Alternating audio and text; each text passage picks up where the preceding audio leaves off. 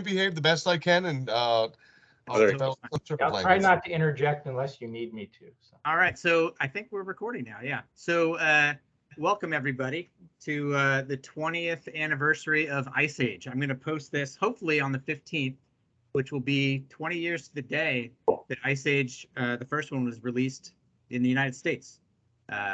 So I've got, of the 175 people that worked on the movie, these are the people that'll still talk to me.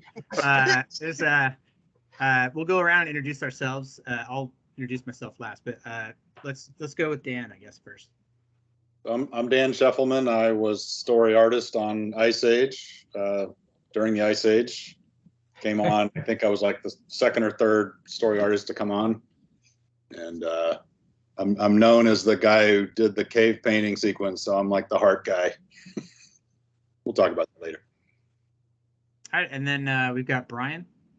I was the art director on the film, and came out from Los Angeles to help transform the smaller version of Blue Sky into the big mega Blue Sky that it became. And so that was my little intro. And then Ross. Oh boy, I'm on the spot. My name is Ross. I love fishing. 20 years ago, I wound up in Westchester, New York as an animator, and I had the privilege to create The Perfect Idiot, Sid the Sloth, and work along the most influential artists in my entire life. And I carry that on. I'm currently a lead animation instructor for Technicolor, mainly to beef up and put animators on the floor in MPC Montreal for film. And that's pretty much where I wound up 20 years after working with you guys. And then Steve.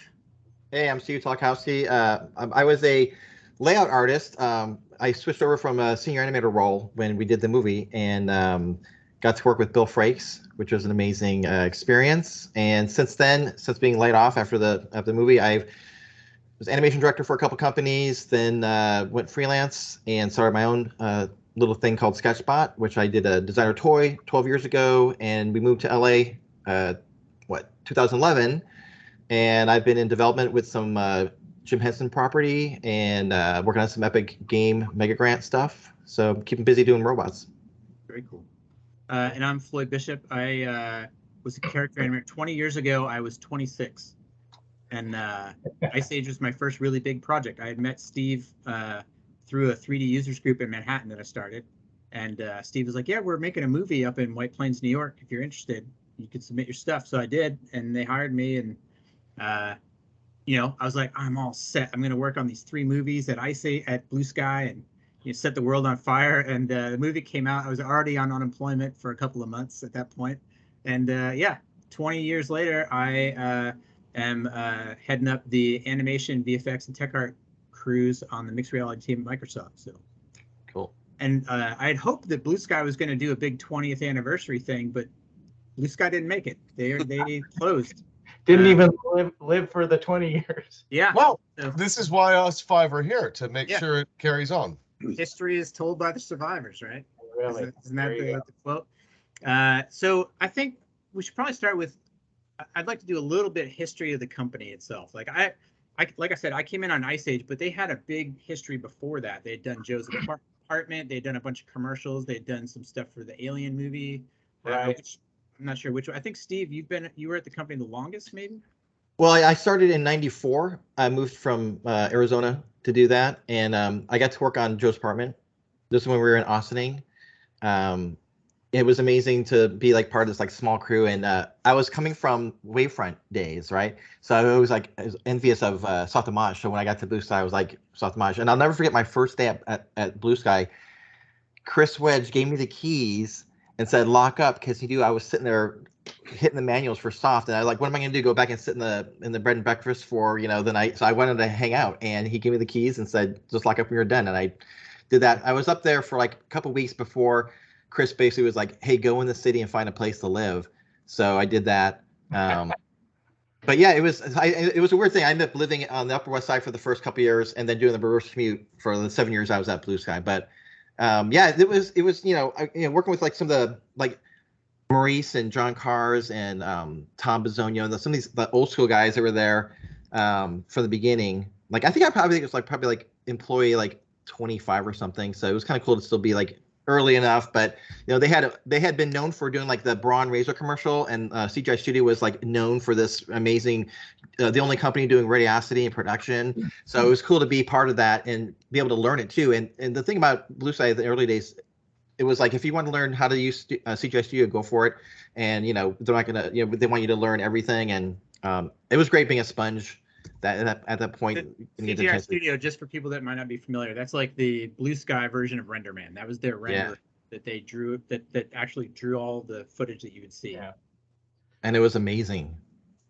Yeah, it was really good. Radiosity goes on, and then you get like bounce light. It's like what? Yeah, it's like it was never heard before to be able to do the thing. After Blue Sky, I did a lot of stuff with Tom Bisogno. We got really close after the studio folded, and we kind of did our own thing. And you know, some of the stories he would tell me from the Magi Synthevision days were pretty crazy. Like, you know, they used to do a lot of their stuff was government contracts, and some of their stuff was like, can you trace the radiation? If a bomb went off in Manhattan, where would the radiation go in the country? So they would trace these radiation rays, and then one day they were on the roof. They may have been smoking homemade cigarettes, and they were like, hey, light is radiation. We could probably trace light. And they were trying some of that stuff out, and that was a lot of their first tests with the ray tracing, which is pretty wild. I mean, I think Eugene Trubetsky, who we should mention, was smoking a pipe, a regular pipe. Yeah, I used to see him. He'd walk around the halls. If you're not familiar, the Yeah. older Russian guy. I would come into work, and he'd be outside, like standing in White Plains, standing outside on the steps in front of the building, smoking his pipe, just like thinking about stuff, and then he'd go in. I'd never really heard him talk either. Like he often He would he'd smoke been his there. pipe inside, right? What's that? In his He would smoke office. his pipe inside. Yeah, I think he But did. He would come in at 3 a.m. because he would wake up in the middle of the night with an equation in his head, and then he would just come in. So he would be there early in the morning before anyone got there, and by the time we were there, he'd already equated something. And you know the cool thing about those guys was like I would walk by his office and just he would like come on in and say hi. Same with Carl. Like just go in and talk to these guys. Like it was not like, you know, you had like closed doors. It was like it was just open to go talk to whoever. Right. Yeah. Well, that was the best part for me, was that you would walk through the halls. You know, I would be trying to figure out some crazy scene, and I'd walk through the halls and I'd run into you know, a TD or someone from R&D that's trying to figure out smoke, and we'd start talking, and I'd be like, well, I got this scene and there's all this smoke, and I'm like, wait, oh, smoke, or there's water, oh no, and they would run screaming, you know, back to R&D to figure out how they're going to deal with it. But that's what I loved. I love that interplay. And then sometimes we would come up with ideas just because we bump into each other and talk about what we're doing.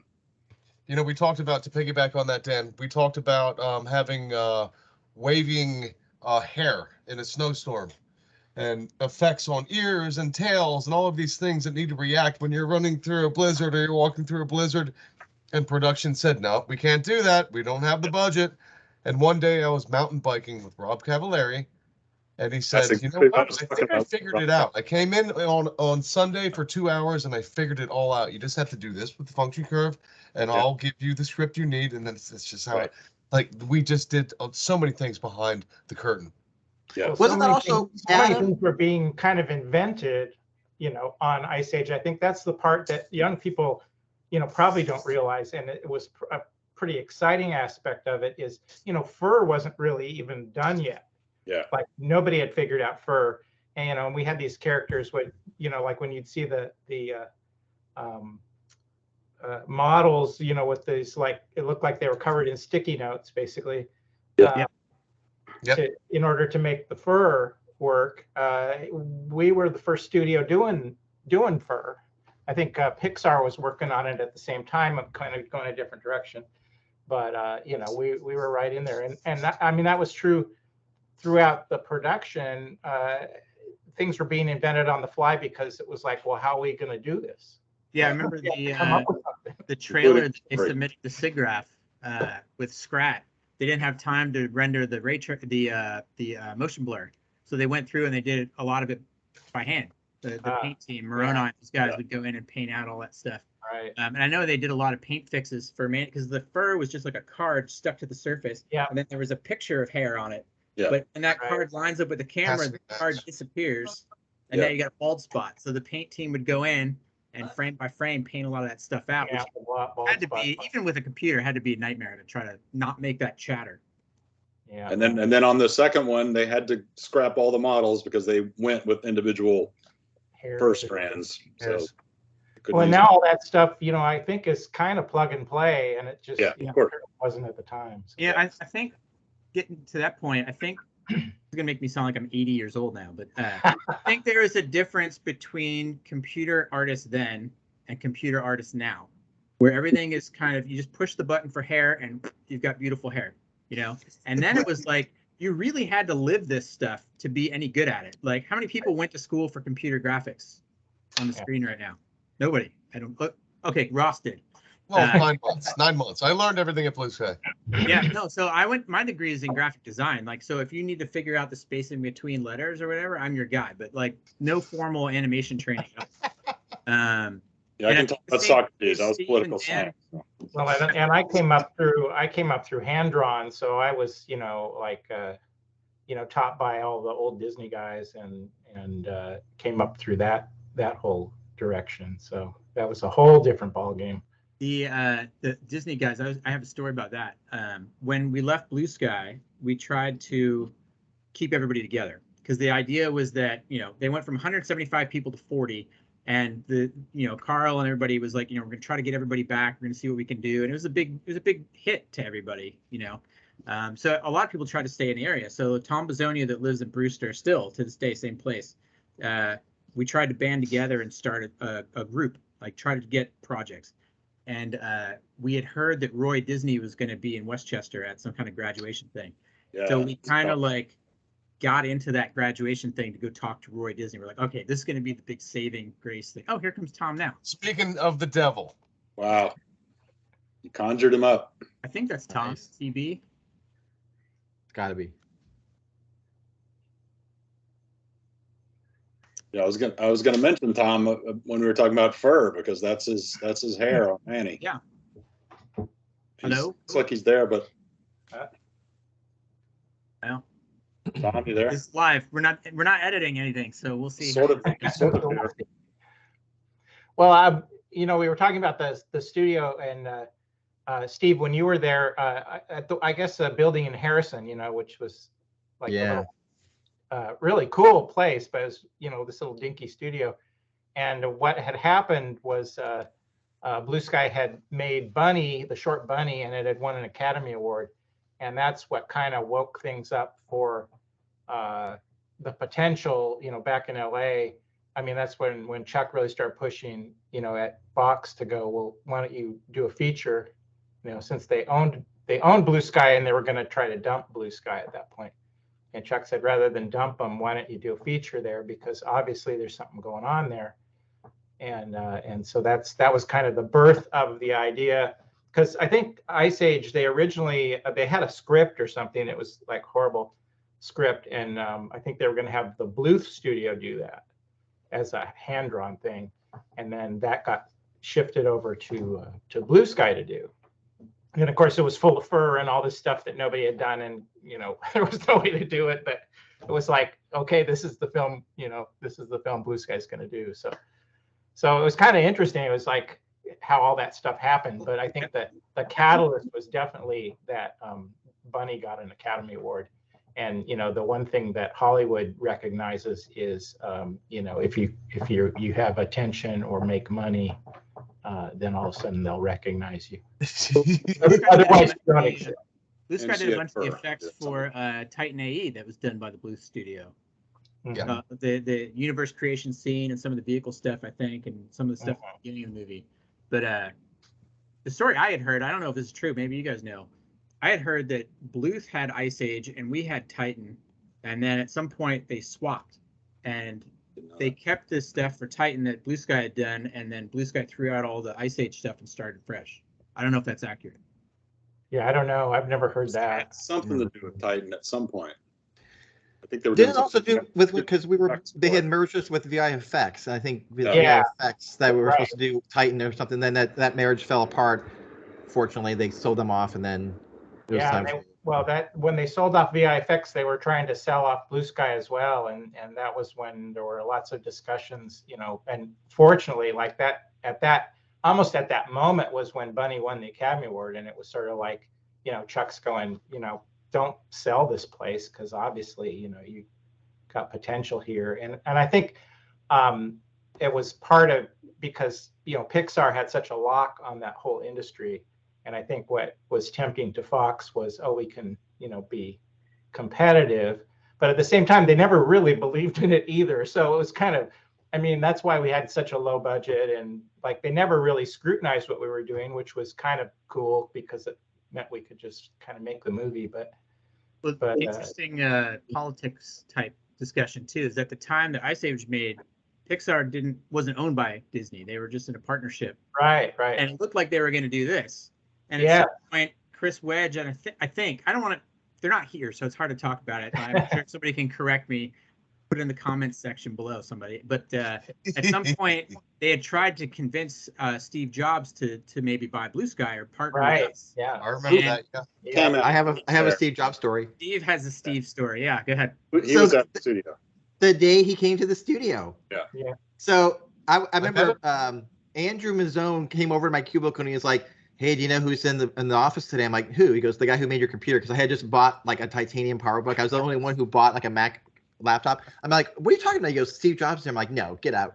He's like, "Yeah." So this is when we were in White Plains, right? So it was like that whole around a square around the Central Elevator shop. So I remember walking over and I see the entourage off, and I see Steve in his black collar neck turtleneck shirt walking with Eugene and Chris and Carl. They're doing the rounds. And I ran back to my cubicle because I knew they were coming around. I could hear them. And then they come around. And so I just knew because Chris was like, he's like, "Oh, yeah, and here's Steve Talkowski." And then I shake Steve Jobs' hand. He looks at me, he goes, "Hey, nice computer." And we start doing a little chit chat.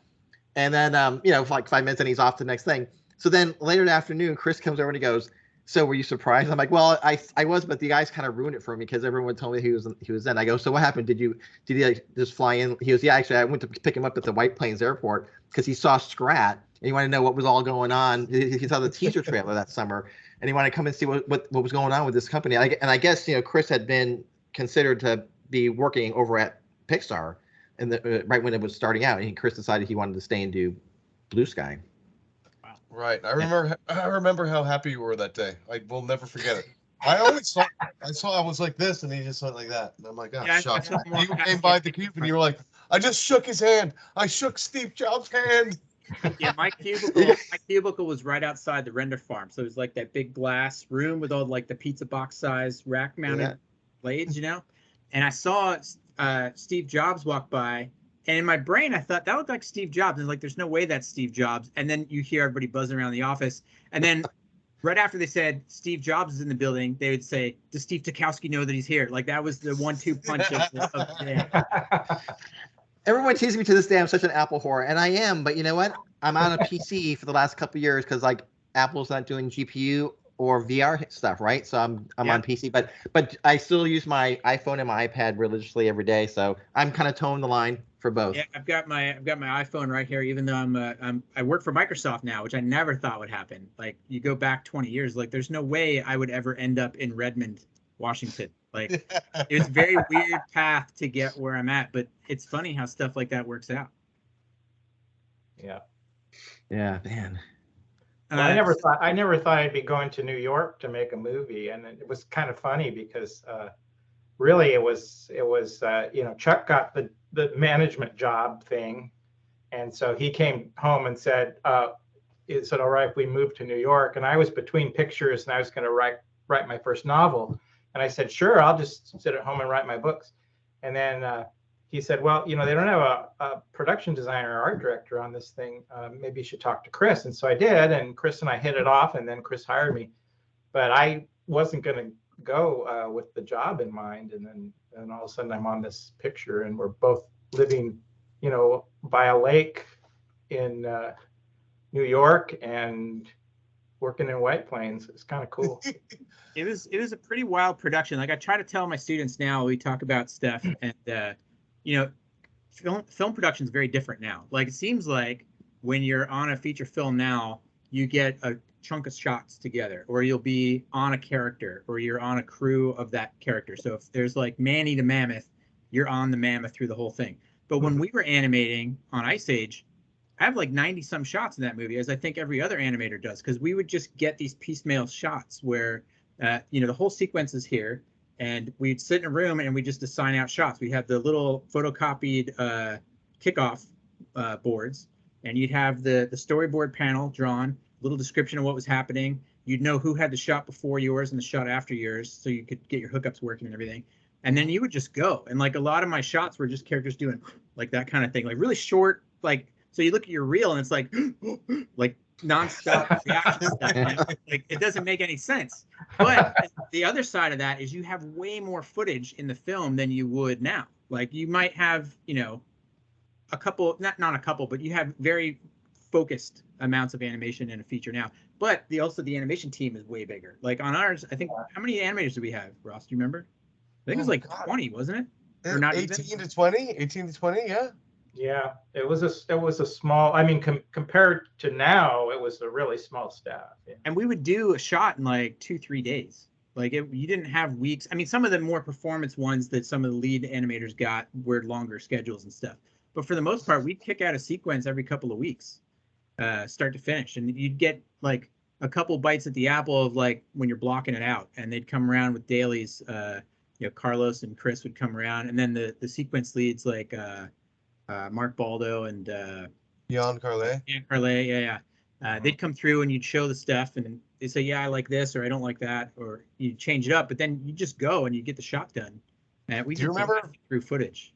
Do you remember we would do dailies in the little conference room once in a while, just the animation team with Maria, and we had finally finished the storyboards that Dan did with a little bit of 2D animation, and it finally came together, and Maria was like, you have to see this, you have to see this, you have to see this. And we played that sequence, and once we got to the end, everybody was like, so that sequence I still cry when I see that sequence. I'm not kidding. I did it, and I still bring it. Remember Simi? She was next to me, and she put her head on my shoulder and was like, and I was like, oh. So that sequence was the first sequence I worked on, was when they walk into the cave and you look up and there's all the cave art. Yeah. It's the whole story of what happened to Manny's first family and all that stuff.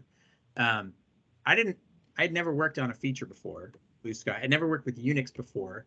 I had never animated in Maya before. I'd never animated anything with 4 legs before. My first shot was all the characters walking in, looking up at the ceiling, and the camera's above them looking down. So they gave me the shot and they said, the director will be by later today to check out your progress. And I was like, oh my God. And I literally went into the bathroom and I started to freak out a little bit. And then I was like, do I just go home? Like, what should I do? And I was like, nope, I'm just going to do it. And I went back to my desk and I worked on it. And, it was clunky at first, but I finished the shot and it went off to lighting. And then I got a note back, like, the characters are flying. I was like, what are you talking about? I never put the characters on the ground. I just left them where they were in layout. Right. So when they lit it, the characters weren't seated on the ground. So the light was casting this way and their shadows weren't touching their feet. So I had to go back in and then go put them through. And then I think it was Ross actually showed me the cheat where you just move the camera underground and you put the feet and you see the foot pads through the ground. And then they're grounded. So yeah. Always go a little bit down, not just learning experience. Yeah. Can I show you guys something real quick? Yeah. Let me see if I can share my screen. I just pulled this up. I don't know if it's showing. Yep. Are you seeing it? Oh yeah. Oh, no. Here it is. That's the board. Felt moment in the entire film. Is that a blast from the past? But that was like a night. That was the hardest sequence I've ever worked on because I did not love the idea that we were doing a family movie about a guy watching his whole family get murdered.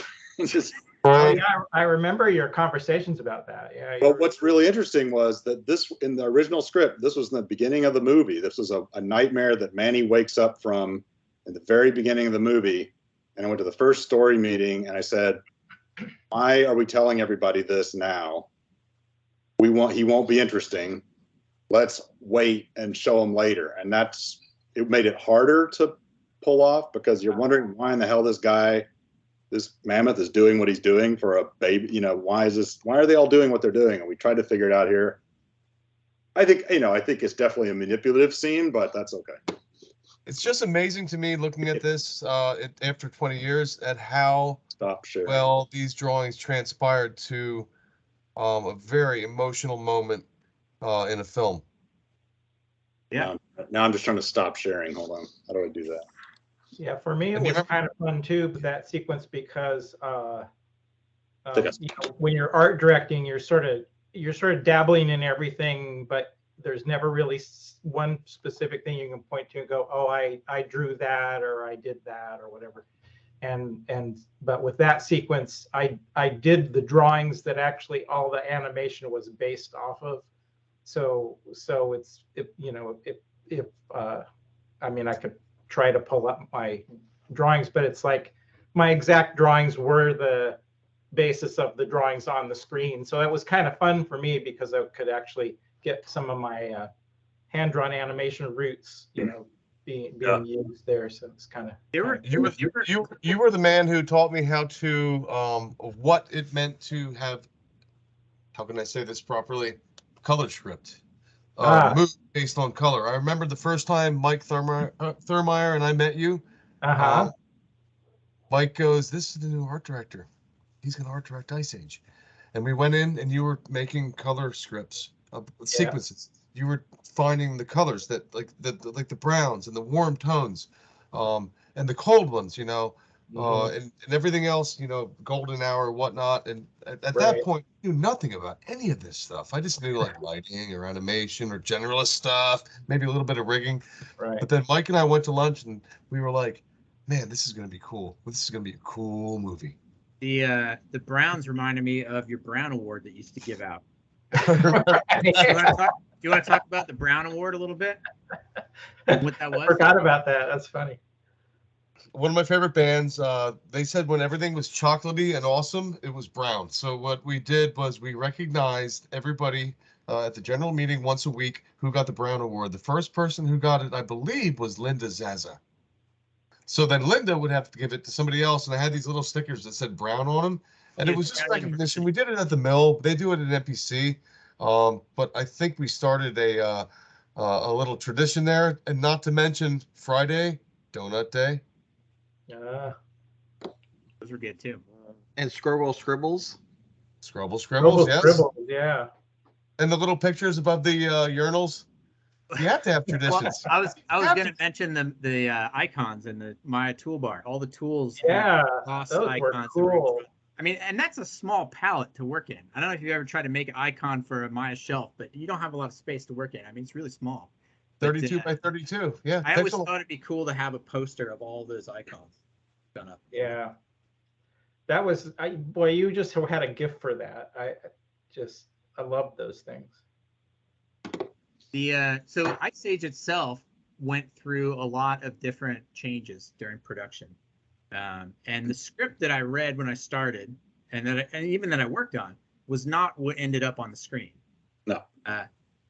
So Actually, there's three major changes that I wanted to talk about. One was that originally there was a girl sloth that was Sid's love interest, and he got pregnant and was chasing him through the movie. That was the original. And I mean, I had a lot of shots of that character, and they cut her from the movie. It was kind of frustrating. And then when it came out on DVD, they didn't have the voice actress doing the voice, so none of my animation matched her voice in the extras. But so they cut her and they added the rhinos back in to a lot of the stuff. So scenes that had her in it, and they had to like rip her out, they would replace her with the two rhinos, and that was like the running gag there.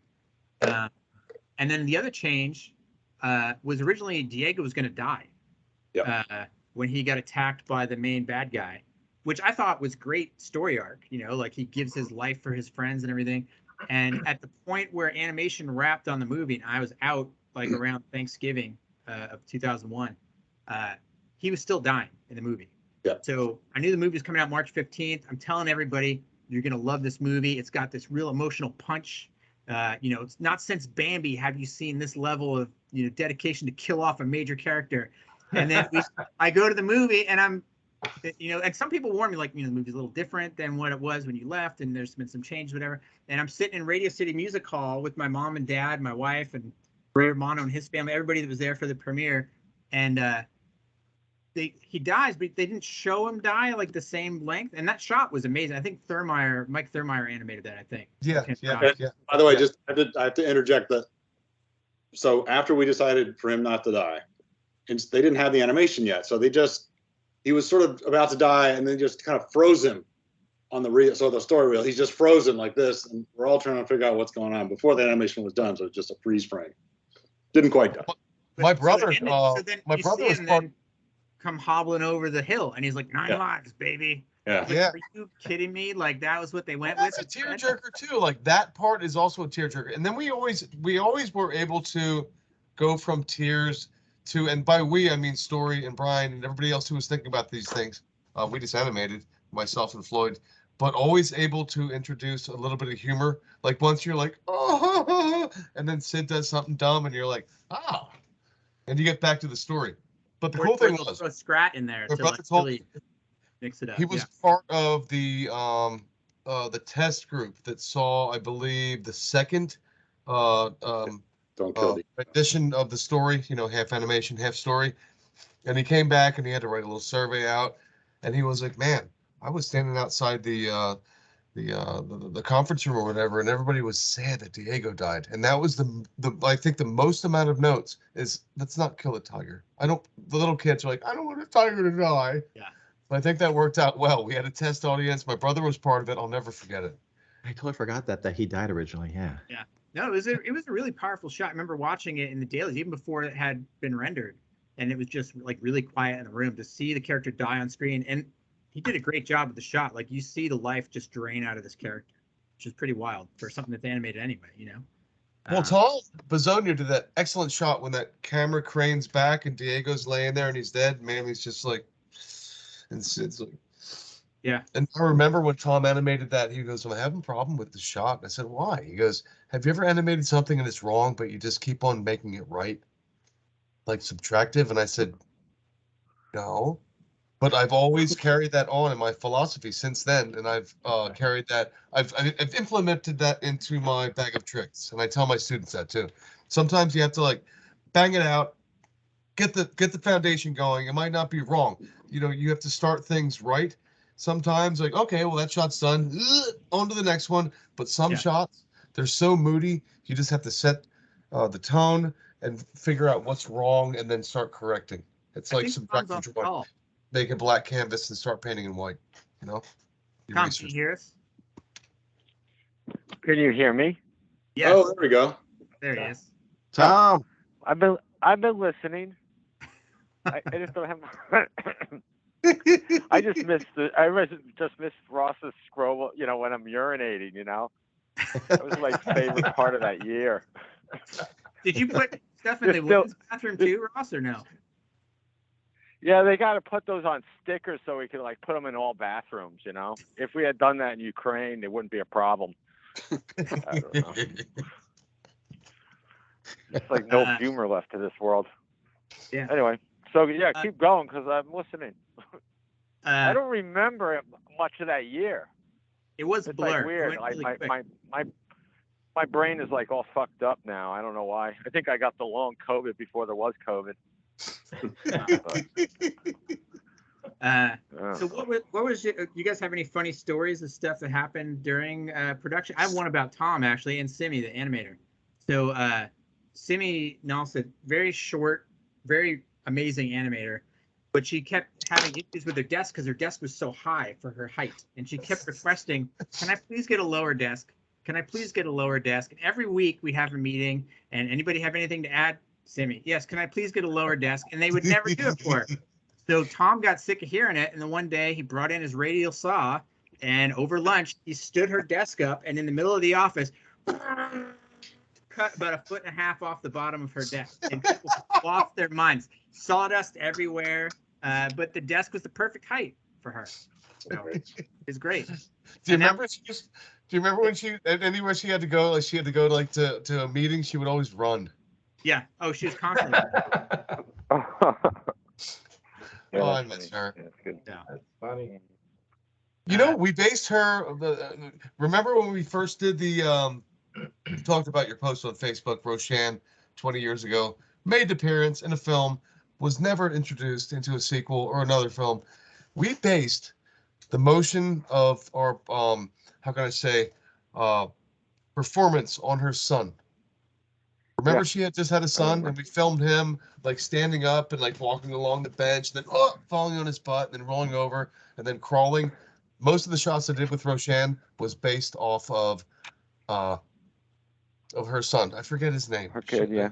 We have two Steves now. One frozen Steve. I think it was Roshan. No. It I mean, I don't- Team froze again. I don't know what the deal is, but it's something with Teams, I think, because that's the only thing that was running. So I'm on my iPad now. I don't know. Now you're leaving. The other Steve is leaving. Imposter Steve. Uh-oh. Well, at least we have one still. Yeah, we recorded a bunch of stuff. A bunch of people had little kids that are about that age. I remember they recorded my son we had the little break room with the picnic tables by the render room. My son Floyd was 2 at the time, and he's going to be 23 this year, which is wild. Good Lord. Yeah.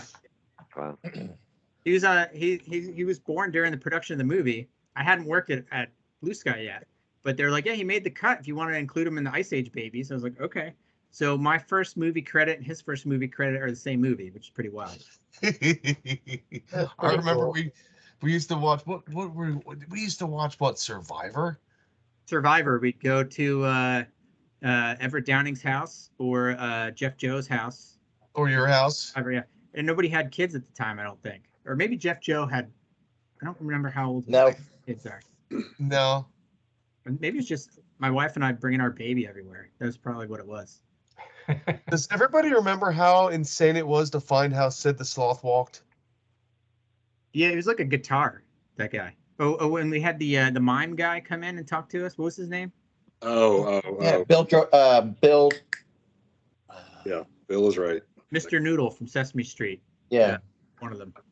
Bill Joy, I think. You know who was a big part of Sid the Sloth? I mean, I would imagine that I helped create the perfect idiot. Peter said that, but Dean Leonard was a very big part of Sid. I remember, Ross, I really remember clearly you animating him trying to climb that wall. And that was when he's just sort of using every part of his body and just all that stuff. I remember. That was really good. The funny thing is that you guys were talking about the Sid's, girlfriend. That was the first sequence I had to board when it came in. And it was so wrong. Like no one had really boarded Sid, and boarding is sort of weirdly like the pre-animation, exploration. And I just couldn't understand this character. Like he seemed like, are we sure we're making a family movie here? This is this like sleazy, he just slept with her. And it's really a horrible scene. It's like she comes out of the shower and he's horrified. And it's just like, this doesn't seem right. And I tell my students this all the time. That's why boarding, that's when it actually works. When you spend so much time trying to make a character be something it's not really supposed to be, and it just doesn't work, and you throw it all out, it's actually really valuable. I wish I still had that scene, but it was really she get like progressively more pregnant too through the movie, and at the end she like presented him with the little baby. They leaned in instead of like, because the whole time I'm boarding and I'm saying to Lori, I'm saying to Chris, I'm like, this is not. Yeah, that was actually a horrible scene in the script, and I was telling Lori Forte, I said, this is never going to fly. This scene is just awful, and she was clinging to it, but it's also the character John Leguizamo wanted it to be too, because he wrote a 9-page treatise on Sid, and he's just the sleaziest, disgusting. Like he was not the goofy, sort of happy-go-lucky guy. And it just, it evolved because it just wasn't meant to be. You remember one of my memories of Sid the Sloth was when John Leguizamo came in, and I actually was there for that meeting, and he kind of looked at the drawings that Peter DeSev had done, and he was looking at him, and he said, well, with those teeth, and he's got that wide mouth, he sir, it seems like he should have a sideways lisp like that. We all just cracked up because he just sort of instantly nailed the voice in 2 seconds, and it was like. But that was also he was doing Moulin Rouge. That was Toulouse-Lautrec's lisp. You know that, right? He was doing that voice in Moulin Rouge. So really? No, I didn't know that. He was filming that. to me, just sort of nailed it in like in 2 Oh, he seconds. did, and he wrote that. I don't know if you saw that. He'd written a long treatise about it. I think he also smoked some homemade cigarettes. Wrote this long thing about sloths and teeth, because they shed teeth or something. And yeah, In the same vein as the voice stuff, when I started on Ice Age, Diego had a different voice originally. Yeah. Yeah, Yeah, Philip Who that Seymour was? Hoffman, It's supposed to be? yeah. Philip Yeah. Seymour Hoffman. Philip Seymour Hoffman was the voice, and Terrible. it was a different It was take. terrible. Every time he would come in to read, it was like a different character. And they're You- like, no, you got to be the same guy every time. Like, we can't Yeah. change all the time. And then like the call went out at work, like, who can we get besides Philip Seymour Hoffman to do the voice? And people were just submitting ideas. Like, Yeah. I submitted Johnny Cash. I thought would have been great as Diego. Very different. And then it was cool to hear him years later. I think he did the coyote in The Simpsons, that one episode where Homer eats the peyote and like goes on his vision quest and all that. And Johnny Cash did a coyote for that. Yeah, and then we ended up with Dennis Leary, which when you look at it now, I can't see that character sounding like anybody else. Like, he No. did his own Do thing. you remember one of my favorite days at work is we showed up and Carlos came into the animation department. He said, everybody in the conference room, and we watched The Ref with Dennis Leary. He was like, this is what I want this character to be. And to just rewind back to before, I don't want to talk too much because I want to hear all the wisdom from y'all. One of the best memories I had was when John Leguizamo was working with me on animation with Sid, and he had his sister in, and I gave her a picture. I gave him a picture, and then I said, "Why don't you meet Mike? He's like the best animator in the world, Mike Thurmeyer, you know." And I just kind of observed. I kind of stood here, like at the Oh, you entrance. disappeared. You can't see it because your In background. and out. You're popping into your background. Turn off your Jaime background. Castaneda was in there, and it was a special moment because John said, he's like, I kind of think I want shit to sound like this. Like, doesn't anybody care about me? And Mike looked at John and said, did you have a speech impediment when you were young? And he goes, yes. And he goes, so did I. And they meshed like that. And I watched this for like 15 minutes. I was just lurking like, we found it. We have the motion. We have the voice. We totally found it. You know, between Mike DeFeo's sculpts, the artwork and the coloring that you did, Brian, for that character, and then Peter's work, of course, and Chris's vision, and everybody else, Dean. I mean, it was the whole team. We came up. I have a Peter DeSev story, because it's funny because Peter came onto it as an illustrator, like he really had not done character design kind of before that, and for animation, and he was just a wonderful artist. But I was kind of like, well, can't we get a character designer? Like, I was not all that in favor of him, because it's like, we need somebody who can, kind of do the job. And so I was kind of, in my less than polite way, kind of talking with Peter about that, going, well, it kind of bugs me when, you guys come in that are illustrators and you do 1 or 2 drawings and then you leave, and then someone else has to do all the hard part. And he goes, well, what's the hard part? I said, well, you got to do turnarounds, and you got to make this thing work in dimension and all this kind of stuff. And he said, oh, and he sat down and did it. Wow. And he did all the turnarounds, and he worked with the modelers, and he did it. Yeah, I always thought that to this day, I am so impressed with him because he really stepped up.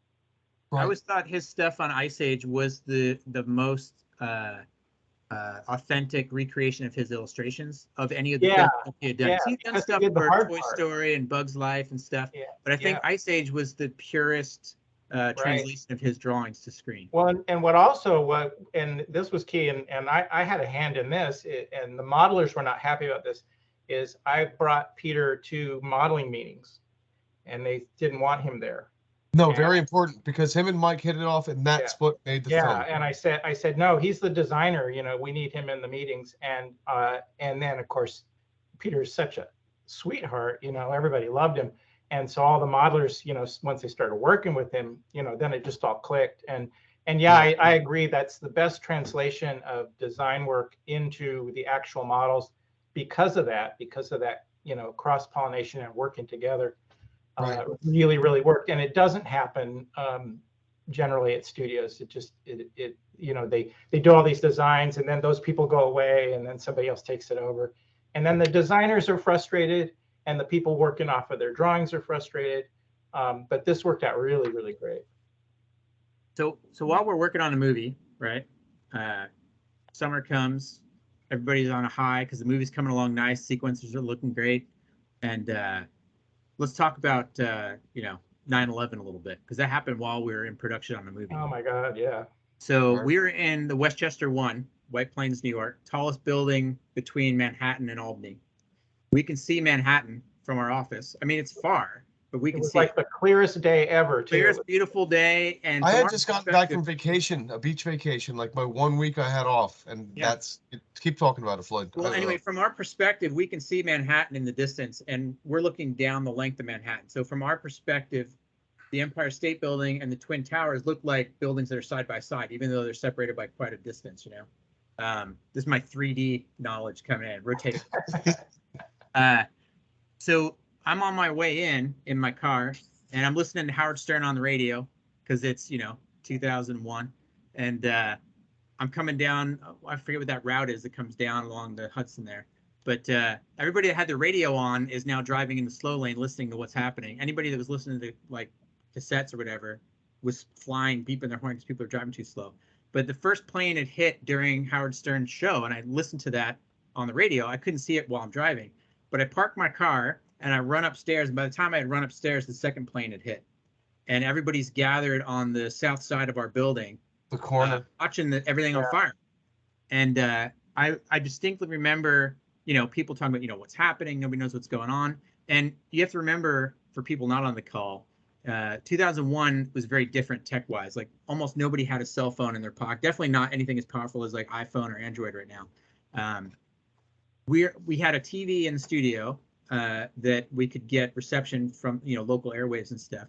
That one of the broadcast towers was on the Twin Towers, one of them.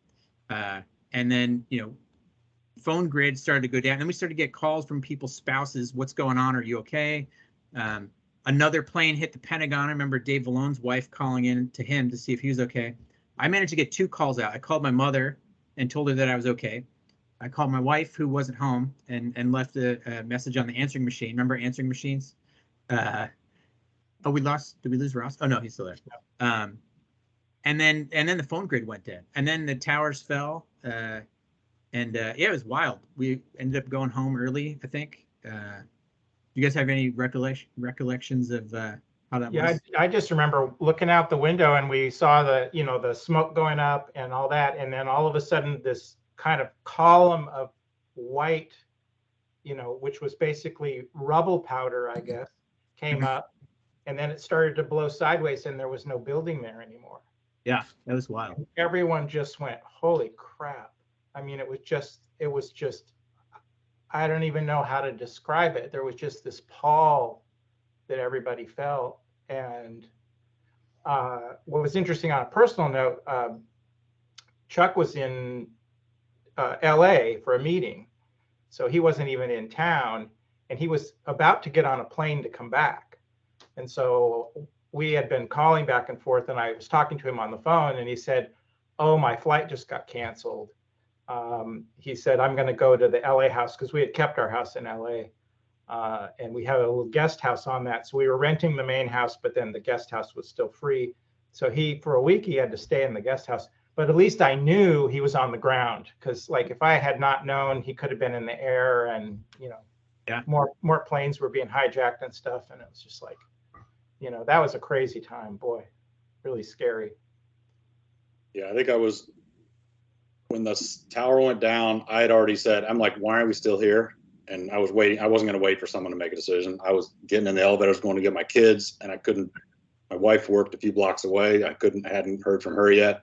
And I remember hearing everybody gasp, and I was like, I am so out of here. Went and got my kids, and for some reason, something possessed me to go down to the park on the Hudson by my house and look and see what was left of them.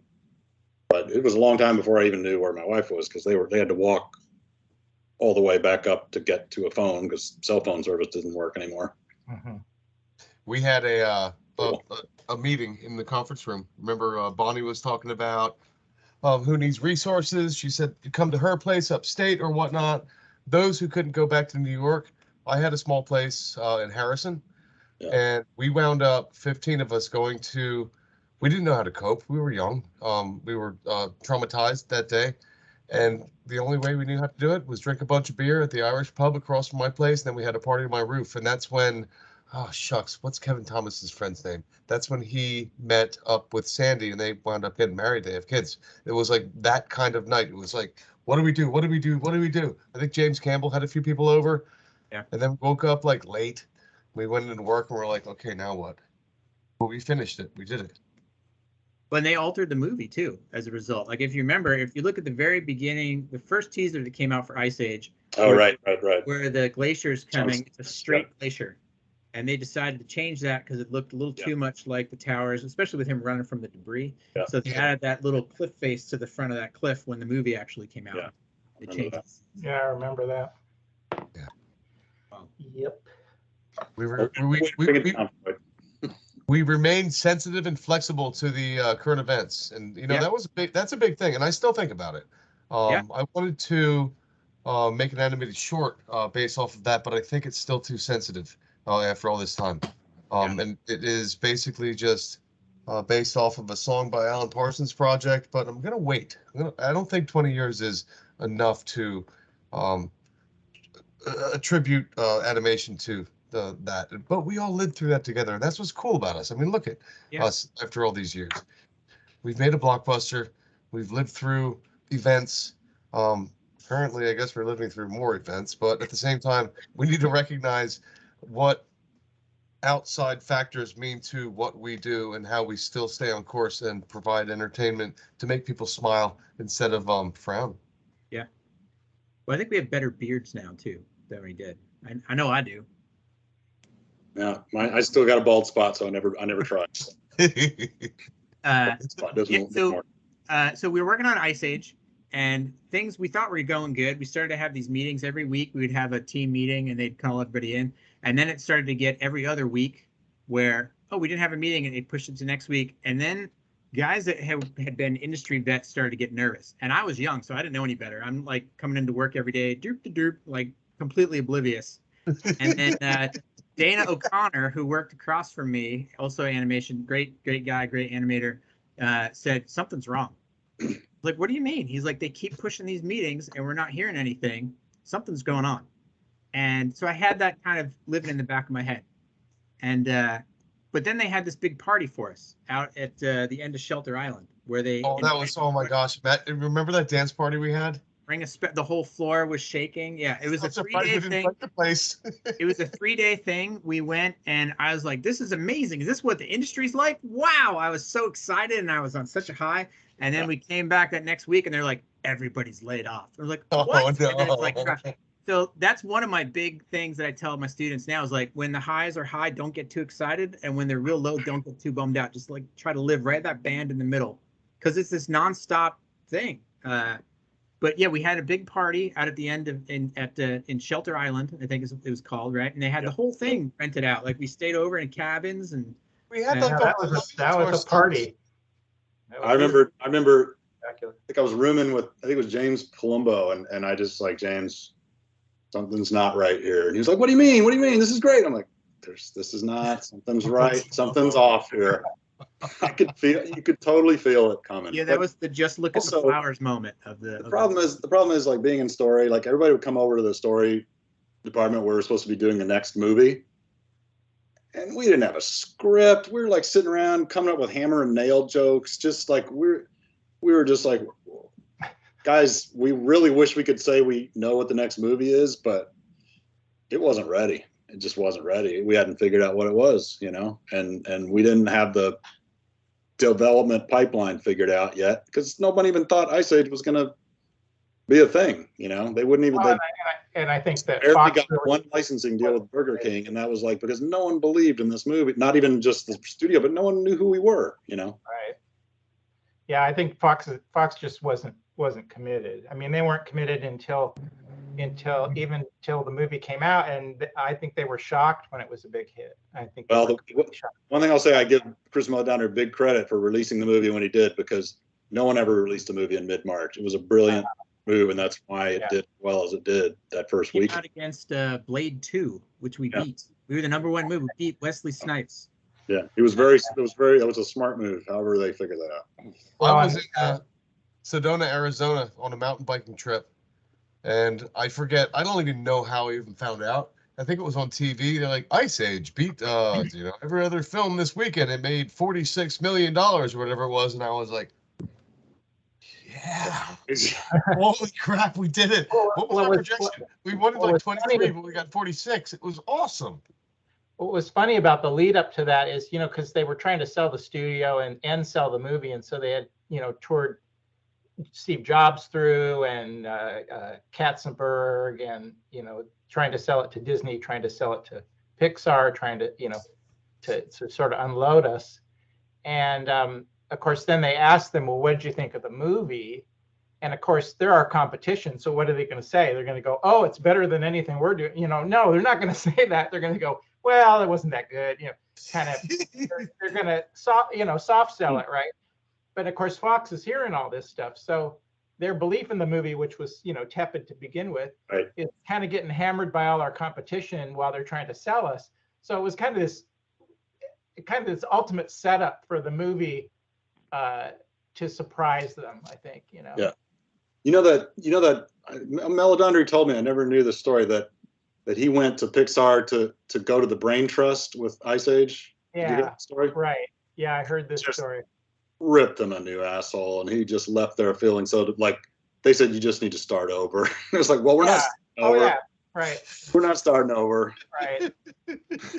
Well, Yeah. because but that's to be expected. They're our competition. They're not gonna all go, oh wow, this is the greatest thing. I wish we were doing it. They're not gonna. No, but they would rip each other new assholes on every movie. Yeah, That was the tradition. But he was just like, nope, we're not starting over. We'll just cobble this damn thing. We'll just put a lot more scrat in. That's more scrat. Yeah. One thing I would say to young people coming into the industry is that that like you have those diagrams where you have the two circles that overlap, and there's kind of the circle that is paranoids, and there's the circle that's realists, and in the movie business, it's almost kind of those circles almost match. because Everybody's just the level of trust, and Yeah. especially like the upper management kind of studio management people. I mean, you just have to be really, really cautious. So Ice Age came out March 15th, 2002 is when it premiered in the US. Yep. And I was on unemployment, as were some of the other people on this call. It's very weird to go to Radio City Music Hall, have your family come with you, see all the celebrities, you're in Manhattan, and you're collecting an unemployment check. And you're talking to people that aren't in the industry. They're like, well, why'd you get fired? Like, well, no, I didn't get fired. I got laid off. It's a very different thing. Like, well, you must not be good. Well, no, I think I'm good. Like, it's just how it goes. So your name's on the wrong side of the line. So it was a huge hit. I mean, we had 9/11, right? I lost my job at Blue Sky. My wife and I had 2 miscarriages during that time. Oh. We've got 4 kids now, so we fixed whatever the issue was. But we it was, I mean, if I didn't jump off a bridge then, I'm never gonna. Like, I was at the lowest possible low. Yeah. But then Ice Age came out, and I talked to some people in the industry. Tom Bisogno took me under his wing, him and his wife Rebecca, and we tried to get a studio going. And one of the things we did was we tried to pitch to Disney, like, all right, we've got all these artists from Blue Sky that are sitting here hungry, nothing to do. Give us something to do. Like, we can work on anything. And we've got some ideas of our own. So Roy Disney was going to be in White Plains, and we knew we were going to try to see him, but we didn't know if we'd get a chance to talk to him. So I wrote a letter. Dear Mr. Disney, I represent a group of artists that came from Blue Sky, and we would like to work on some stuff with you, and maybe we can find a way to work together, blah, blah, blah. And so Tom and I go to this thing. Roy is being escorted through the room of a sea of people with no time to talk to him. So I'm like, Mr. Disney, and I give him the letter, and he's like, oh, thank you. And he puts it in his pocket. And I thought, okay, well, that's the end of that, And then a week later, we get a call from, I think the guy's name was Baker Bloodworth, who's producer. Yeah, I know Baker. And he said, Roy wanted me to call you. He's interested in having you come out and pitch some of your stuff. So we did. We went out. And also I wrote to at the time, Frank Thomas and Ollie Johnson were still alive, and they had a website, their Frank and Ollie website. So I wrote to them and said, I worked on Ice Age. I'm unemployed currently. I don't know what I want to do with my life. Like, I've got a little baby. What should I do? And Frank said, well, if you're ever in the area, come by and take a look at your stuff, and love to talk to you and your friend and everything. And so we booked flights. Tom and I and Rebecca went out to LA. It was the second time only the second time I'd ever been in California. And we went to all the studios. We went to Disney. Tom and Rebecca lined up meetings at all these places. We went into Universal. We went into Warner Brothers. We went into, what were some of the other ones, Tom? I don't remember, but a lot of them. Oh, we went to, was it Nickelodeon? Nickelodeon we went to as well. Yeah, Paramount. Yeah. And, everybody was super nice. We went to Disney. We pitched in the Hat Building. Nobody bought anything, but everybody was super nice. And then we went to Frank Thomas's house, which was wild, because it was like meeting Benjamin Franklin or something, like that level of, if you watch the Frank and Ollie documentary, they were in their 80s then. When we met them, they were in their early 90s, right before Frank passed away, like a year, I think, before he passed on. And we go in and very frail and walking slow, but once they were seated and they were talking about animation, I mean, they were on top of it. And then Ollie came over and showed us, talked to us, and saw some of the stuff we're working on. And I said, what should we work on? What should we improve? He's like, well, Frank. Chuck. Yeah, there's Chuck. Yeah. Oh, come on, Chuck, say hi. Hi. Hey, Chuck. Hey, Chuck. I just see you, like, now you froze again, but how you doing, Chuck? Yeah, I'm doing Chuck. fine. You have to get down a little bit. Good to Get see you. down here. Oh, there I Good to am. see you. Down there. Wow. All I can see. Howdy. There he is, Chuck. I'm going out into the good weather. You guys are freezing back there. No, some of them are in California here. Oh, there? Well, that's good. I just went I skiing. left my phone in here. God damn. So anyway, we were talking to Frank and Ollie, and I wanted to sign my Illusion of Life books. That's how I learned animation.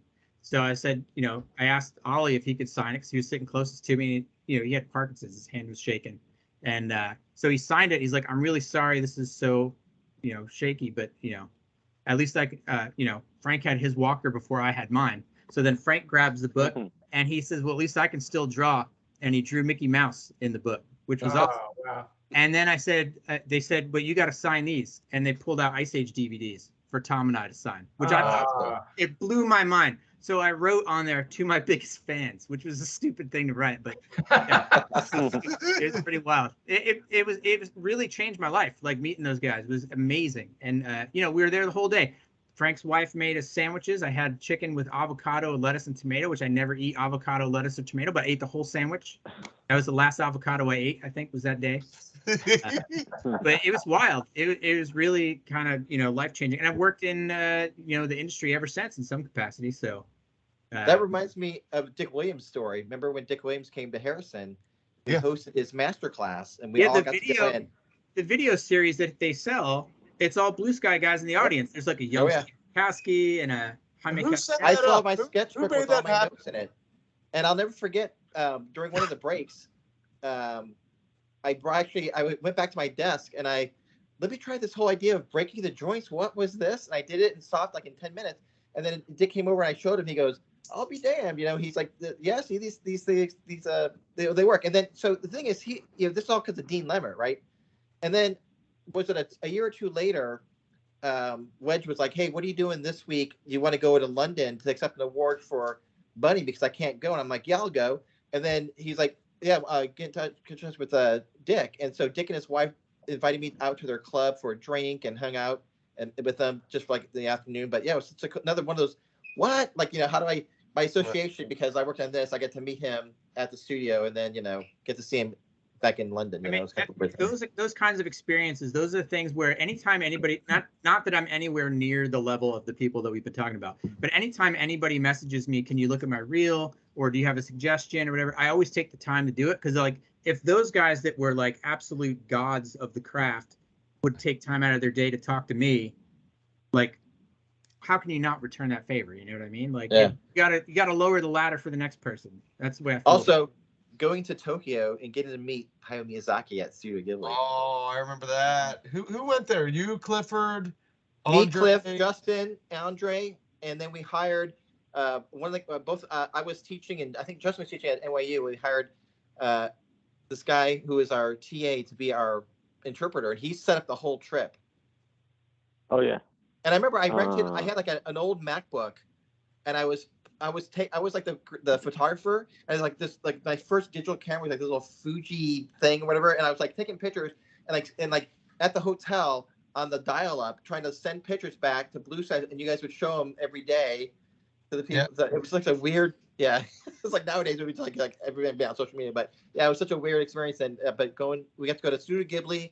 We went to Production IG. We went to we gave a talk at one of the SIGGRAPH chapters there, and then this like Nippon Television Network, and we showed the film. But the highlight was when we went to Studio Ghibli, Miyazaki was like, "Let's go to my studio." We walked down this little alley to his private studio, and he had like these. I remember he had these like big wooden speakers, and one of them had like these coils of water, and he said, "Oh yeah, the guy who designed this, he wanted to simulate what it would sound like if you were in the womb," and all these like these crazy art things all over his studio, right? But he was so cool, and he showed us, and so we saw drawings, and he had drawings up, watercolors that he did that was going to be for the museum, which I've yet to see that museum, the Gibbon Museum. So we got to see some of it in the making, and he showed us all the stuff, and it was just one of those crazy. Like I see some pictures of it, I'm like, that was me. Like I'm wearing khakis. I'm like, what the hell? It's like, it's such a weird time. Like, what? That was me. Different The time. style back then. Oh, bad. Do you guys remember the studio music library that we had? That was like Winamp that would MP3s. Yeah, didn't Dan Weeks run that? Yeah, Dan Weeks. Yeah, Dan Weeks. Yeah. Fat Bastard. Or Fat Bastard was the. Yeah.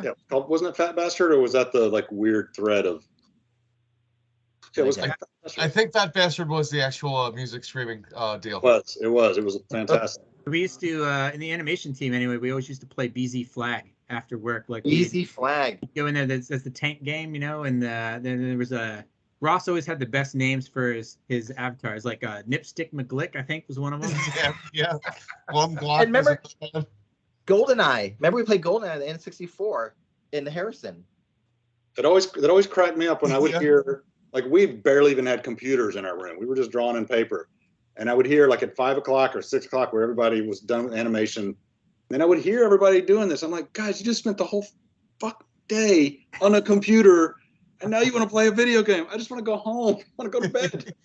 It's wild, yeah. It's funny how some of that stuff kind of set the seeds. I mean, you guys can talk to this as well, but like that kind of started the trajectory of my career. Like some of the stuff that I had done at Blue Sky kind of set things in motion. Now I didn't stick with feature film, and I didn't, keep going at Blue Sky. I was done after one, but that really kind of like pushed me in the direction. My work with Tom and Rebecca at Ice Pond and stuff really kind of like, it was like the push out into the ocean of my boat. You know what I mean? Oh yeah, I mean we kind of set the stage in many ways, and there's nothing wrong with that. We're part of an era, in my opinion. I think for me, I had come from doing a feature, Beavis and Butthead, which they were like, wow, you've done a feature. Like hardly anyone else there had even worked on a feature. I'd done another, like Brian was saying, like 7-month crazy schedule, banging this thing out.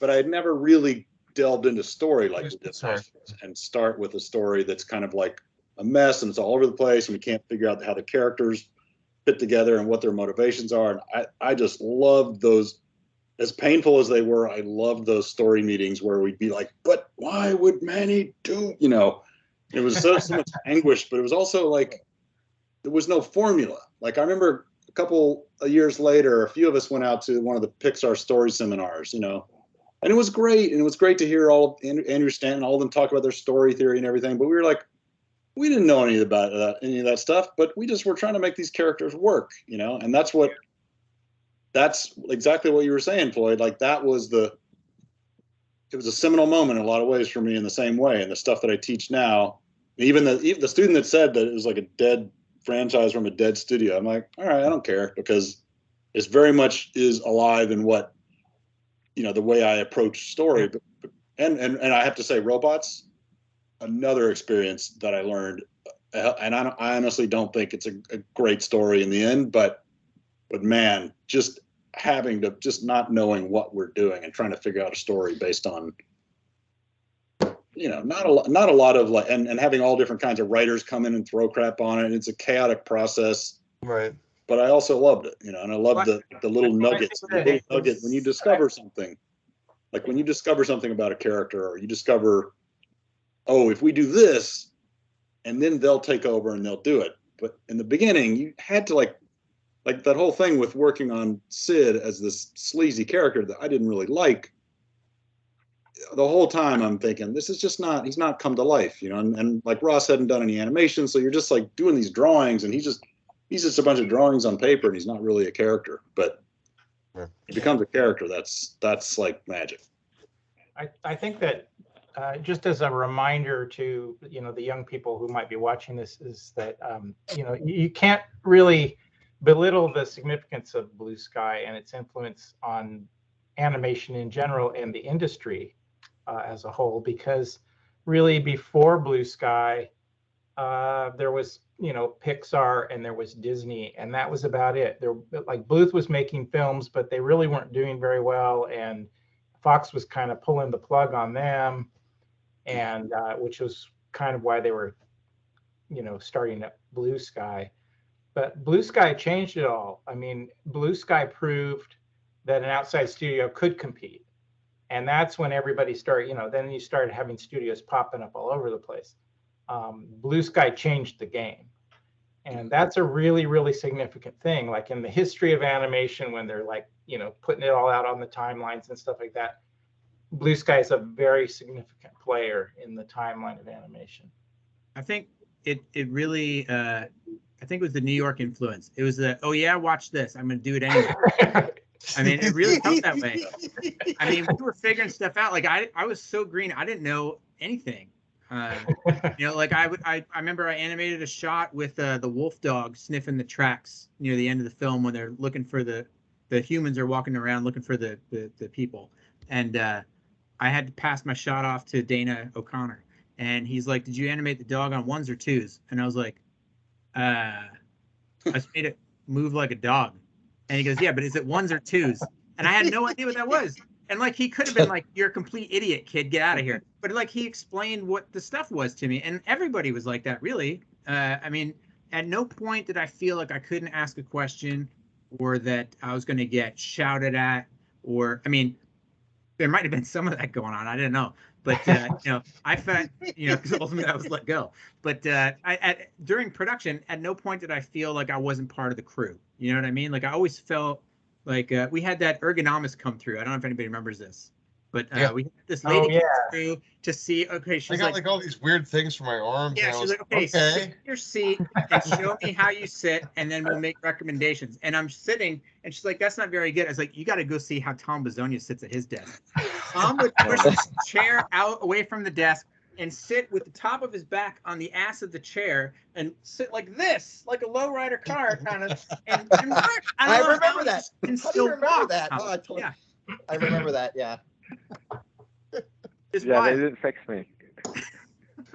Tom, I remember Tom, you and Peter just sat in that old office in Austin for crying out loud. What do you, yeah, me and Peter. Yeah. Yeah.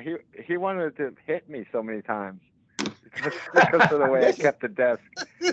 Like fisticuffs. And remember Oh my when we were working on Joe's apartment, and Tim Norquist had his edit session in the middle of the room, and everyone would hear that freaking funky towel. I mean, we heard the mix, because it was like in the center of the whole space, and all these little offices were off. It was such a weird. It was a really garage studio feel in those early days in Austining, for sure. Yeah, and I had to take care of all the roaches. Yep. On my desk. The roaches. That's right. We had the by the time the film was done, they were all dead. That's the first time. Remember, we had roaches for reference. Remember, we had the rats reference for a simple wish. We had we had the fish that came delivered to us at Harrison when we were working on the Soprano shot with the talking fish. We had lots of animal reference coming through that studio, and then that one time we got to have the actual alien. The alien, remember the alien suit was there for a while when we were getting prepped for Alien Resurrection. Yeah, I texted. Do you remember DeFeo's rig for the roaches? He made out of wood. Yeah. Yeah. Were you going to motion capture him? Oh yeah. It didn't Remember we quite went through work. the whole thing. Yeah, we went through the whole thing. I remember everyone was in a room. They're like, we're looking into this whole motion capture thing. Maybe we're gonna do that, and we're all like going. All the animators were like, no, we didn't want to do that. We want to animate this by hand. So we kind of poo-pooed that whole idea. And I actually remember. Yeah, also, but he built it. during that It was time- kind of cool. Yeah, but I also remember during that time, Blue Sky was bidding on doing some of Shrek. This is when Chris Farley was the voice talent for it. Oh yeah, and we yeah, had, yeah. we I saw remember some those footage that boards we were were gonna- like. John told me Yeah. about that. Yeah. And you know, you guys don't know about this, but I was a storyboard artist at MTV working with John Payson. Yes. But when Blue Sky Oh. they were just starting to talk to Blue Sky, and they're like, we're gonna do I think a minute of animation in CG, and then Fly Films is gonna do all the stop motion.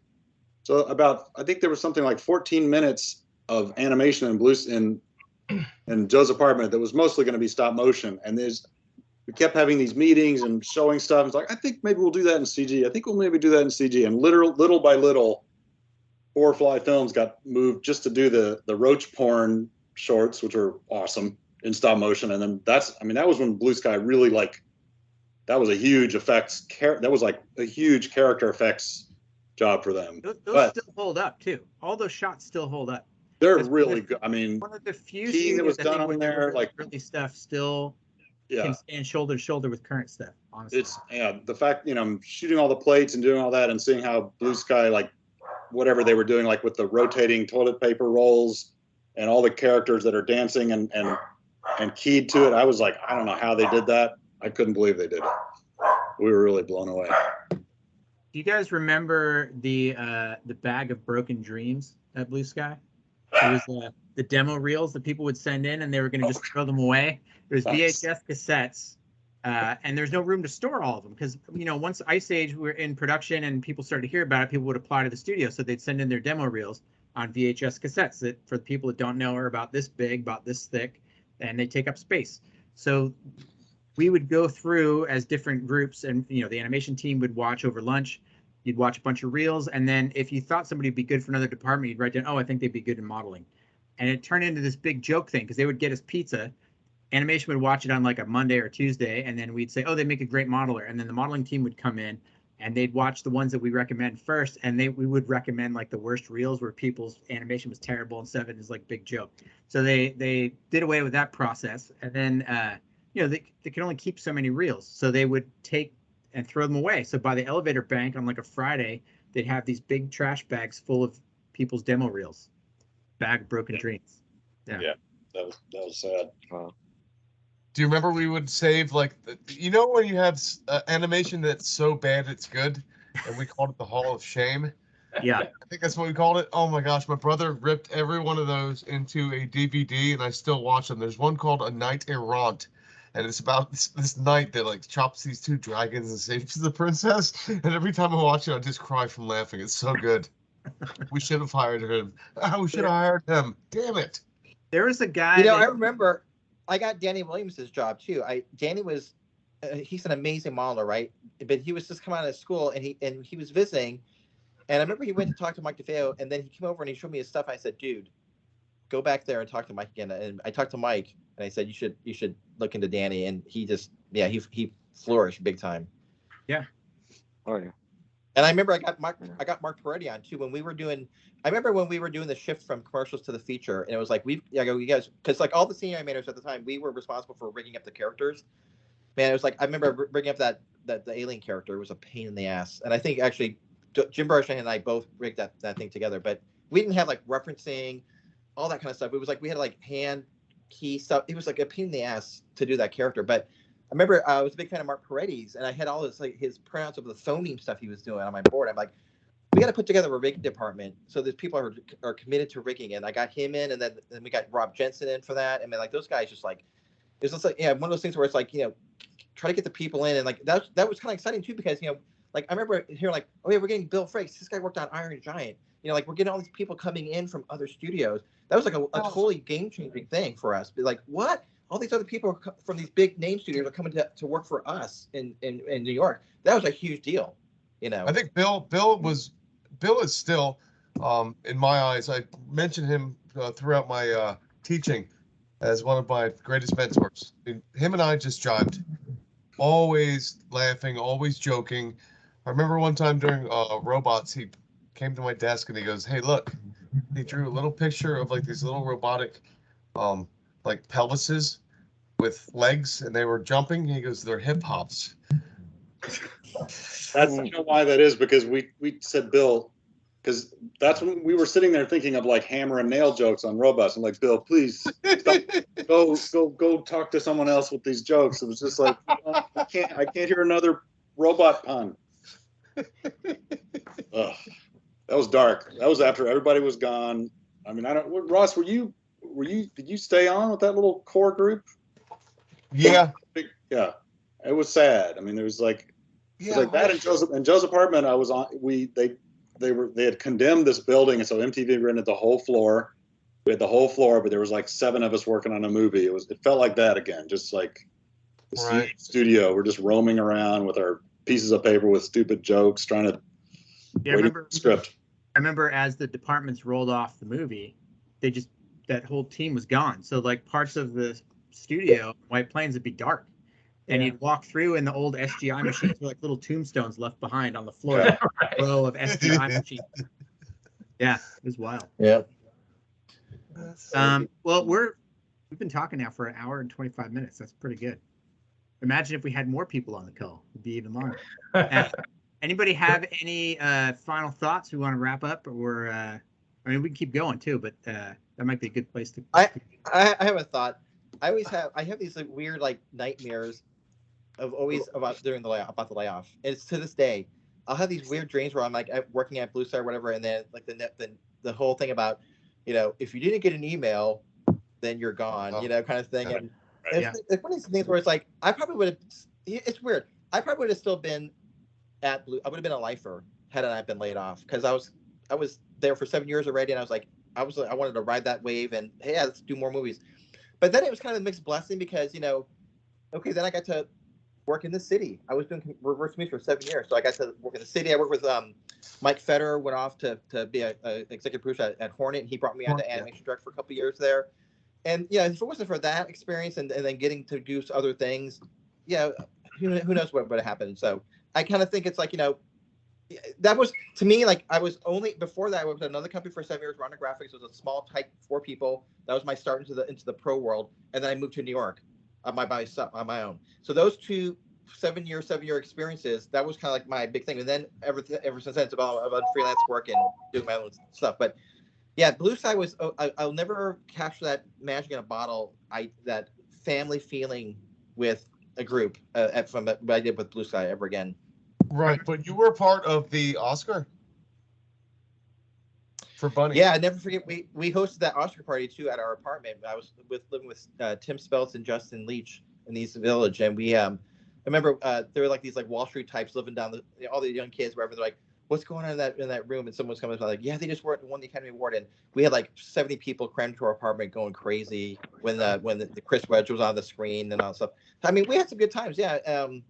Yeah, it was great. And it's like, you know, I just feel like, you know, man, it's like, just what would happen if that moment never happened, that horrible layoff moment. But, you know, it was weird. The whole Fox thing, it really felt strange. I mean, I had no like concept of anything, because like I said, it was my first big thing. It's, you know, first movie, all stuff. But like I remember coming out of that layoff meeting, and there was like a Volvo yacht race going on. And there was a big standee, and somebody, I remember, just like punched the standee and put it in the trash as we walked out of that meeting.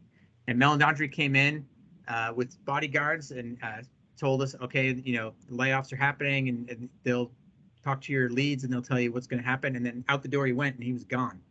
And it was really quick. It felt very cold, the way it was handled.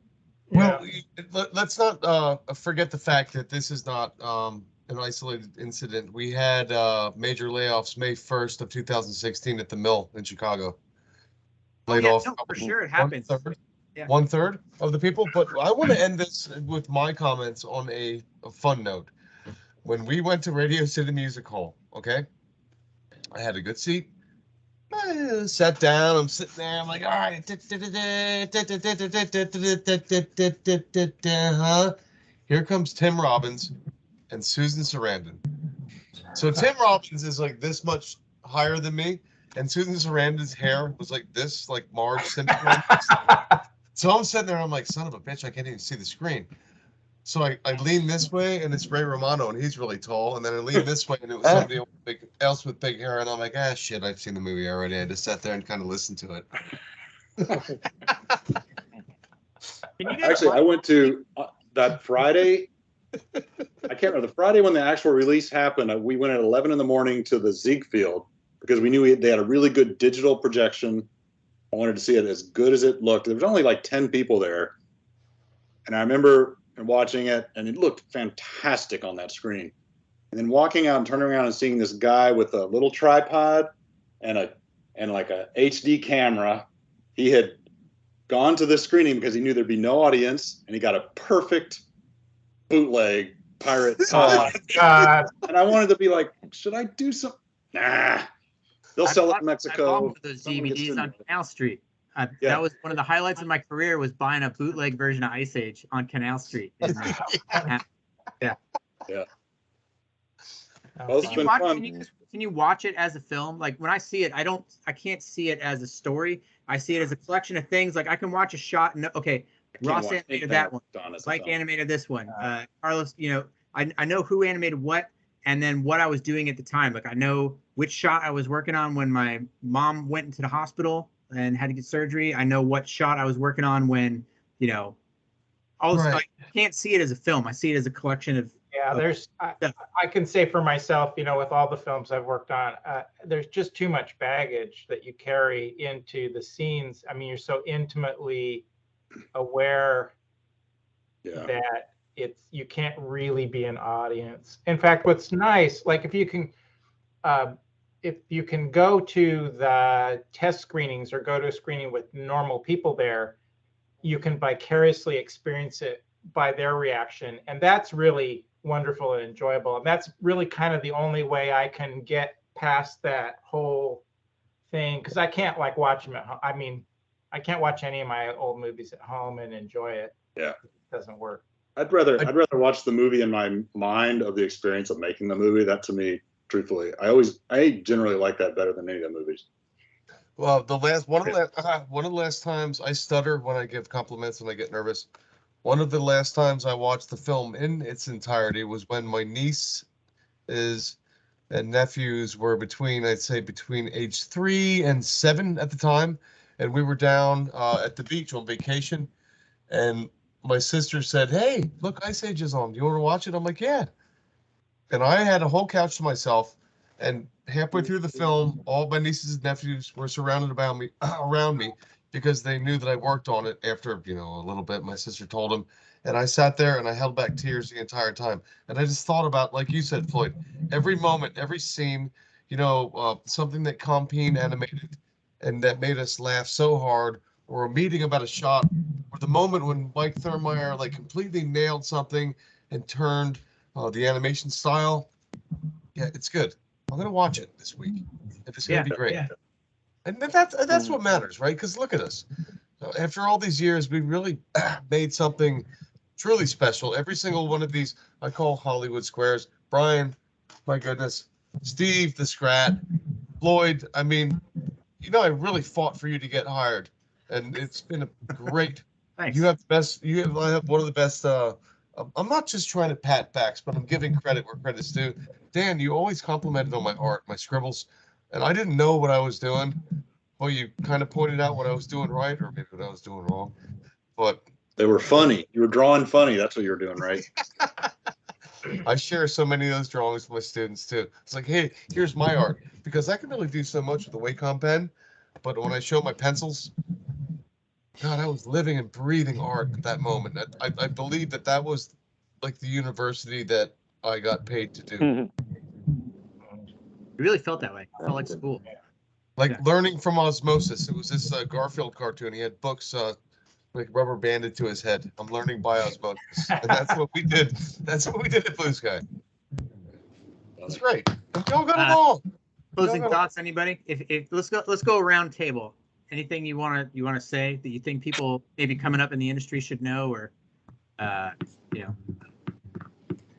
I think wise just from the- you know, it's about the art, and it's what's interesting to me about animation. What I've always really loved about it is it's about art, but it's also collaborative. And so, what is so much fun is working with fellow artists and collaborating. And you know, you can put 100% of yourself into something, but when everyone's putting their 100%, it's like so much more percent than you could possibly do yourself. And that to me is so exciting. And when you're involved in that and you're watching it, like you go to dailies and you just see this stuff happening, and you're just like, oh my God, I'm a part of this. And that's the exciting part to me. It was the part that, you know, it's where my heart was, you know, because just seeing everybody elevated. I just love that about the art. And you can't say that about a lot of other art forms. You know, animation is kind of a little more intense that way. And so I would encourage people to find a venue to do that, and really, you know, lift each other up as you're doing it. Steve, what do you think? I will say really quickly, because I've taught quite a bit now since then, and I just finished teaching an Unreal course last year for Drexel, and I would just say, like, with the tools available nowadays, anybody could get into storytelling, and if they want to do, you have all the tools now. It's like, I was just thinking about, you know, because I laid out the opening sequence, right, for that teaser trailer. Can you imagine doing that now with Unreal? And it would just be, you could do it so much faster and have it look so much better and tell that story. Right. But back then, it's like, okay, well, I got to use the storyboards, and I got to go through and painstakingly recreate all this stuff. But now it's like what you learn over the years to do that, and now you can just do it. I think the tools always get better and better. And I always said, man, like if I had these tools like, you know, 20, 30 years ago. So I think it's like, you know, a lot of these kids like, hey, you know, you're your only limitation. I mean, you know, you got your iPhone, go shoot something on your iPhone. You've got Unreal Engine, you got Blender, you got all these like free tools available now. Put something together. You know, if you want to get into this bad enough, you know, you have all the tools there to do it. Just have to, you know, jump on YouTube, learn, be self-motivated, and, you know, sky's the limit, you know. Dan? I got nothing. The one thing I always like, and I was talking to Chris Wedge recently about this, that Ice Age, you know, he and I kind of have a special place in our heart for it, because it was the one where we didn't know how to do it and we did it. And I love what someone said about, like, New York is like, hey, I'm going to just do this, you know, and even if you don't think you know how to do it. And actually someone said recently, I was watching we're hiring all these new professors, and we were demoing them, and one of them said, when you don't know and you're comfortable not knowing, that's when you're open to learning. So it's like jumping into something and just not knowing how to do it is it's scary, but it's also one of my favorite things to do. So I'm hoping to keep doing that, because, you know, there's no reason not to keep doing that. Oh yeah, till the end. Tom? Yeah, Ice Age was good for maybe before that. You know, doing a lot of short things like commercials or, you know, and we were like generalists. But on Ice Age, you had to like concentrate. But at the beginning, it was cool because we had that learning thing. What was his name? Mo and the guy who came in to teach. Oh yeah, Mo and Dick Williams. Dick Williams. Yeah, I mean, that was great. I never had that experience because I never went to school for animation. I went to school for abstract painting, you know. So it was great to finally get to like learn something about animation. And then like at the beginning of Ice Age, they were doing the drawings for the characters and for the backgrounds. And Brian's color study was wrapping a wall for the whole film. And I'm going, okay, this is interesting. You know, mapping out a whole film. We've never seen that before. You know, we might have done like some color studies for things, but nothing that big. And then anybody who knew how to sculpt was invited to be in the sculpture room. So I had a sculpture background a little bit in school, and I've done a bunch. So we're like my version of Manny. He was like about 50 years old and totally a lecher. And I had like a version of the girl who was very sweet. And I just couldn't imagine those two together, like him hitting on a 16-year-old, you know? That's the way it looked. But then I watched And they him didn't like go in that cut the direction. head off a wall.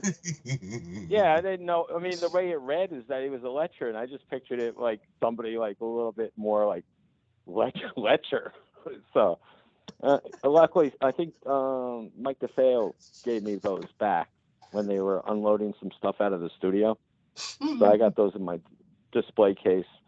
You know, I mean, I learned a lot, you know, and being able to concentrate on animation finally for the first time in my life, that was good. You know, I felt like kind of like a beginner, you know, compared to what everybody else had already had skills. But I was learning, and I enjoyed it a lot, you know. And it's kind of sad that it ended, you know, whatever. But we had fun later. You taught me a lot, Tom. You taught me a lot between just life lessons and even my animation style. And I am spreading that into my instruction these days. Yeah. And post Blue Sky, when Tom and I would work together, I'd go to Tom's house, and I ate so much bacon and drank so much coffee at Tom's house while working on projects. I didn't smoke cigarettes, but he smoked enough for both of us. So yeah, that's true. Yeah, we did some cool stuff, you know, and we learned a lot from you guys because we were doing like stories. So what we learned from Ice Age, we did our own stories, and we could tell when something was broken. You know, we'd do like a 2-pager that represented a movie, and we said, okay, yeah, this is broken. It needs like so much more. And we would like work it, and then we would work up character designs. I mean, we learned a lot from the whole Blue Sky Ice Age thing that we could almost block out a storybook afterwards. So it was kind of, yeah, it was a good learning experience.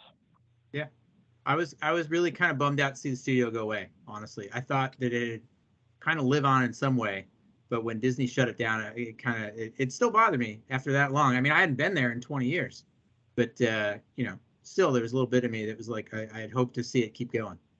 So hopefully everybody that was there since I was there, it's got to be hundreds of people that I've never met that have worked there over the years. You know, hopefully everybody continues on that same trajectory and, you know, has a long, prosperous career because, you know, life goes on. Oh, yeah. The time that you spend on a project with the crew that you spend it with, I mean, that's how you spend your days, and, you know, that's how you make your mark in the world. So hopefully everybody can find the footing and keep going with all that stuff. Yeah.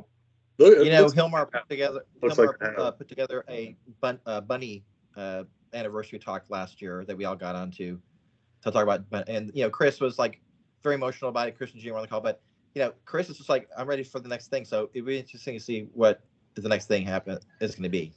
Monster Truck 2. He's moving on. I've been talking to him a lot. He's actually, for a while there, you know, he's kind of stuck in his place out on the east end of Long Island. But I said at one point, so he said something like, I'm trying to get used to like what, not having a studio. He's like, yeah, but he's been working on a lot of stuff, and I think he's got something cooking already. I think I feel like the sort of Blue Sky diaspora has already done a really good job of like keeping a network really strong, and people got snapped up all over the place. I don't know. It feels like everyone has come out of it pretty well considering what happened. You know? I think it's the kind of place that gets in your DNA as a creative. Like there's part of that that goes on with you no matter where you end up. Yeah, it's a molecular level, what we went through, and that's what we maintained. And this is my closing statement. I know I was probably next, right? Because I'm the fifth person on the call. I'm going to close with something that happened to me in LA in 1999. I had an interview with Blue Sky Studios. I didn't know who Chris Budge was. I didn't know who Carlos was, but I was in the Westin Bonaventure in LA in the suite all the way at the top. And I came in and Carlos answered, and he was on the phone. He was doing another interview. He went into the other room, and I sat down with Chris, and I'm like, holy crap, that's the guy from the video accepting the offer. Oscar. Like, oh, hey. So we looked at my reel. He said, look at my reel. He said, your characters are fun. He goes, what is your aim? What is your goal in this industry? And I said, I want to do awesome animation with awesome people. Mm-hmm. And there was a pause, and he went, awesome. So that's what happened. So this is what happened. This is what happened after that. I worked with awesome people and came up with awesome animation and an awesome story and an awesome movie. We collaborated, and now here we are 20 years later. So that is how it started for me, and it's not over yet. This is just a little touch base 20 years later. Well, thanks for doing the call, everybody. It was super short notice. I just had the idea on, I think it was Friday. I contacted everybody, and you guys all answered the call. So we'll do another one in another 20. So. Well, I don't know. To stay alive for another 2 decades. Holy crap! I might need to start eating healthy. Great fish. That's good. Well, great. All right. Go watch Ice Age, everybody. Great seeing everybody. Yes. Well, actually, I don't know if Thanks a you're lot, going to post Floyd. anything, Floyd, but maybe we can post it on social and be like, "Hey, everyone, 20th anniversary of Ice Age, go watch." And then, if you want to post something about the talk, we can do that too. But I'll share this with my students. It's going to be great. I mean, Yeah, for those who have attention. I'll get it up probably. I was going to post it Wednesday. Maybe I'll just post it tonight. That's fine, right? Doesn't have to be today. Sure, Wednesday. Yeah, I mean, whatever. All right, cool. All right, well, look for it soon, everybody. And great seeing everybody. Take care. Thanks, great boys. seeing everyone. Yeah, we got to do this more often. I miss you. I miss everybody. What an awesome experience. That was great. Take care, everybody. Take care, man.